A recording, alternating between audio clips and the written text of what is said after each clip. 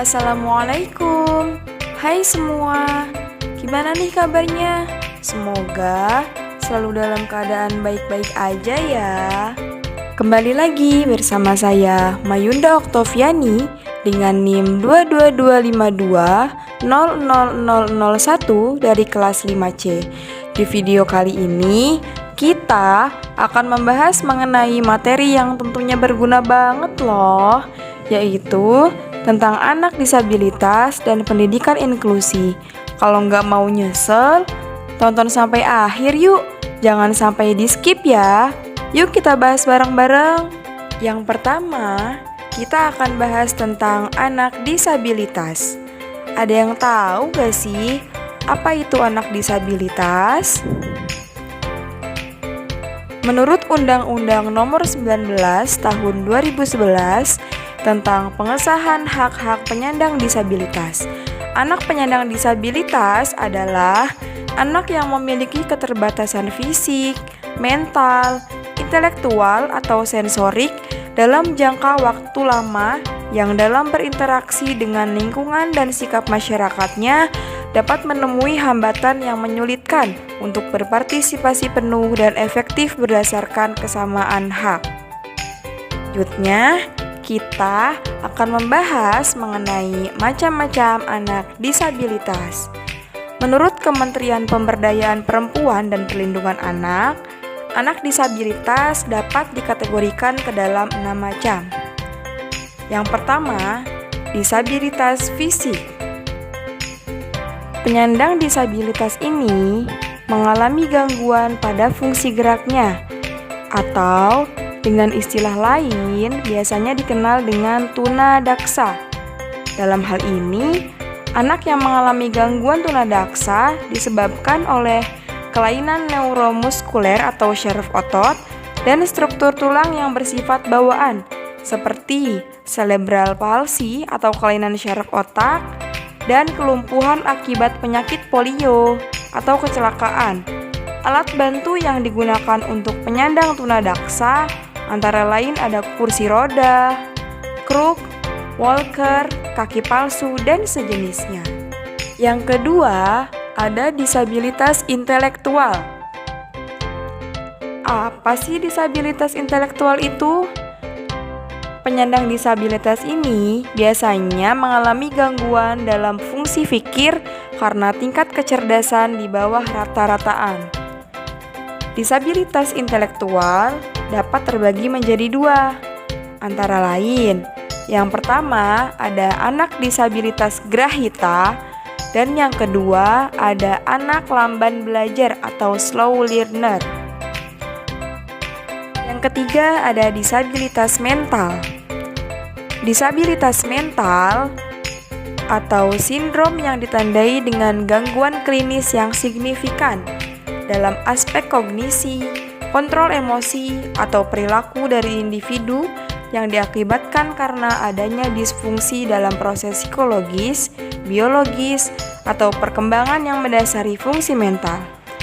Ada banyak kondisi anak yang mengalami gangguan mental, dan salah satunya disabilitas mental yang angka kejadiannya tinggi adalah anak dengan gangguan spektrum autisme. Yang keempat, ada disabilitas sensorik. Dalam hal ini, anak penyandang disabilitas mengalami gangguan salah satu fungsi indera, antara lain ada tunanetra, tunarungu, dan tunawicara. Kita bahas satu-satu yuk. Yang pertama, ada anak dengan gangguan tunanetra. Tunanetra adalah anak yang mengalami gangguan daya penglihatan berupa kebutaan menyeluruh atau sebagian atau disebut dengan low vision. Adapun alat bantu tunanetra antara lain riglet, tongkat tunanetra, guiding block, dan lainnya.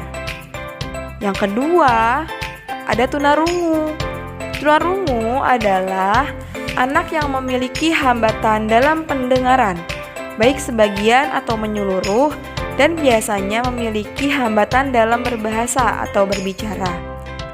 Alat bantu yang digunakan untuk tunarungu antara lain menggunakan alat bantu dengar. Yang terakhir ada tunawicara. Tunawicara adalah anak yang mengalami masalah dalam berbahasa atau berbicara dan mendengar. Tunawicara biasanya menggunakan bahasa isyarat sebagai cara mereka berkomunikasi dengan orang lain. Kelima, ada disabilitas ganda atau multi, yaitu anak penyandang disabilitas yang mempunyai 2 atau lebih ragam disabilitas, antara lain disabilitas rungu wicara dan disabilitas netra tuli. Dan yang terakhir itu ada anak dengan Down syndrome. Anak dengan Down syndrome merupakan kelainan genetik yang terjadi pada kromosom 21. Wajah anak mudah dikenali karena memiliki kekhasan yang sama di seluruh dunia, dengan kelainan yang berdampak pada keterbelakangan kebutuhan fisik dan mental. Seperti layaknya anak pada umumnya, anak dengan Down syndrome juga masih memiliki kapasitas untuk berkembang, tumbuh, dan belajar. Sementara itu, hak pendidikan untuk penyandang disabilitas berdasarkan Undang-Undang Nomor 8 Tahun 2016 diantaranya hak untuk mendapatkan pendidikan yang bermutu pada satuan pendidikan di semua jenis, jalur, dan jenjang pendidikan secara inklusif dan khusus. Adapun layanan pendidikan yang layak untuk anak penyandang disabilitas adalah pendidikan inklusi. Apa itu pendidikan inklusi? Pendidikan inklusi adalah sistem penyelenggaraan pendidikan yang memberikan kesempatan kepada semua peserta didik yang memiliki kelainan dan memiliki potensi kecerdasan atau bakat istimewa untuk mengikuti pendidikan atau pembelajaran dalam satu lingkungan pendidikan secara bersama-sama dengan peserta didik pada umumnya. Bentuk layanan ini prinsipnya adalah mereka hadir bersama-sama, saling menghargai, dan menerima perbedaan. Semua bisa berpartisipasi dalam kegiatan belajar sesuai dengan kemampuannya masing-masing dan diyakini semua anak dalam kelas bisa mencapai prestasi sesuai kondisinya masing-masing. Aku gak suka belajar sambil duduk. Aku suka jalan-jalan, tapi aku suka belajar.